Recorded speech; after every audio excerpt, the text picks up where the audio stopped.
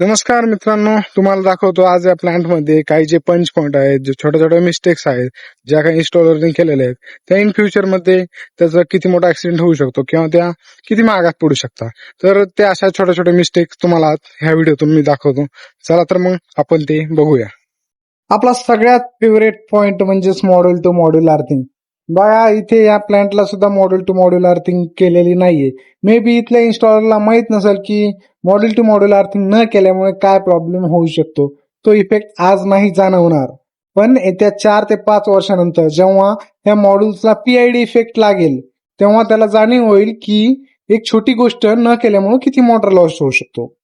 आणि त्यानंतर हा नवीन एक आजोबा इथं पूर्ण साईडनं पत्र्यानं कव्हरिंग केलंय, पण तो वरचा भागलाच फक्त तिथं त्यांनी कव्हर लावलेलं नाही. आता याची फेसिंग जी आहे ती वेस्ट फेसिंग आहे आणि मोस्ट ऑफ टाइम तर पाऊस वेस्ट साईडने येतो, त्यामुळे ते पावसाचा खूप धोका आहे एलटी पॅनलला.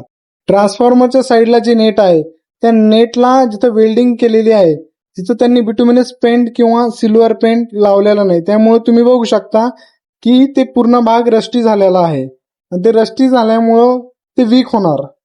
त्यानंतर हे जे यांनी बोल्ट यूज केलेले आहेत हे बोल्ट पूर्णपणे गंजलेले आहे, तर हे गंजलेले असल्यामुळं याची टेन्साईल स्ट्रेंथ कमी झाली, म्हणजे ऍक्सिडेंट होण्याचे चान्सेस वाढले. या पॉइंटला किंवा या लोकेशनला कधी ते नेट निघू शकते किंवा अदर काही मे बी ऍक्सिडेंट घडू शकतो. त्यामुळे काम करताना नेहमी इन्स्टॉलरने लक्षात ठेवलं पाहिजे की आपण जे मटेरियल यूज करतोय ते मटेरियल IS स्टँडर्ड नुसार आहे का. तर या गोष्टी आहेत छोट्या मोठ्या. त्यानंतर सर्वात महत्वाचा मुद्दा म्हणजे जे काय आपण टॉर्किंग केलेलं आहे, जे टाइटनेस केलेलं आहे स्ट्रक्चरचे नट बोल्ट असो किंवा मॉड्यूलचे, त्याला मार्किंग करणं तितकंच आवश्यक असतं. कारण की जेव्हा वारं येतं, वादळ सुटतं तेव्हा मॉड्यूल्स हलतात. त्या व्हायब्रेशन्समुळं मॉड्यूलचे जे नट बोल्ट असतात ते लूज होतात. तर ते लूज झालेले नट बोल्ट लवकर आयडेंटिफाय होण्यासाठी आपण त्यावर मार्किंग करतो आणि परमनंट मार्कर यूज केला जात नाही, त्यासाठी पेंट मार्कर असतो. इथे एक खूप छोटी गोष्ट आहे, एक छोटं काँग्रेसचं झाड आहे पण त्याची शॅडो त्या मॉड्यूलवर पडते.